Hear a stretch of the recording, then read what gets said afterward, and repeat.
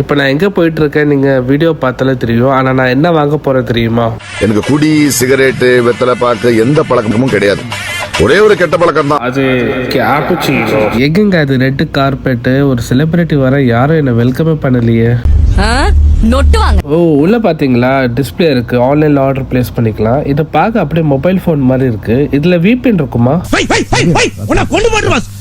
சரி, ஓகே, நம்ம order start பண்ணிடலாம். உள்ள சாப்பிடணுமா இல்ல வெளில கொண்டு போகணுமா? உள்ள சாப்பிடணும். அடுத்தது கேப்பச்சினோ எங்க இருக்கு? ஓகே, இங்க செலக்ட் பண்ணிக்கிட்டேன். காஃபி செக்ஷன், கேப்பச்சினோ இங்க இருக்கு, செகண்ட் ஆப்ஷன். அடுத்தது என்னன்னா என்ன சைஸ்ன்னு கேக்குது. நான் ஸ்மால் செலக்ட் பண்ணிக்கிறேன். இங்க மில்கை செலக்ட் பண்ண சொல்லுது. இங்க டைனோசர் மில்க் கிடைக்குமா?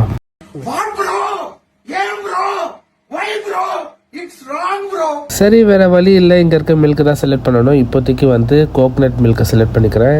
அடிஷ்னல் எனக்கு எதுவுமே தேவையில்லை. ஆர்டரை கன்ஃபார்ம் பண்ணிட்டு பேமெண்ட் ஆப்ஷனு ஓகே இங்கே கன்ஃபார்ம் பண்ணிட்டா 13 ரியாலு.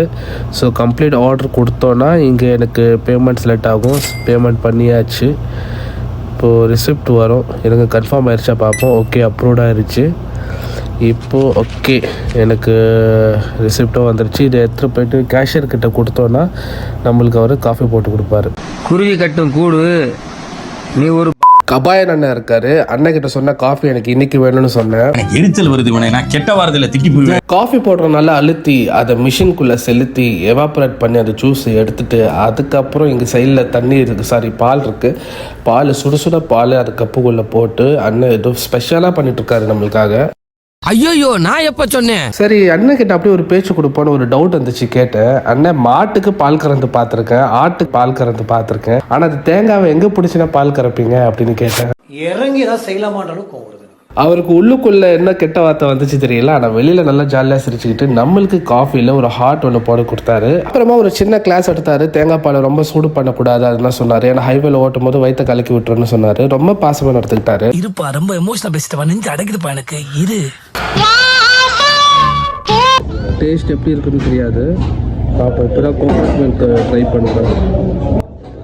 சர்க்கரை போடல, பட்டு பெட்டர், நல்லா இருக்கு. காசு கொடுத்து வாங்கிட்டேன், என்ன சொல்கிறது. எனக்கு சர்க்கரை வேணும். நான் சர்க்கரை அவ்வளோ எடுத்துக்க மாட்டேன். ஸோ அதுக்காக தான்.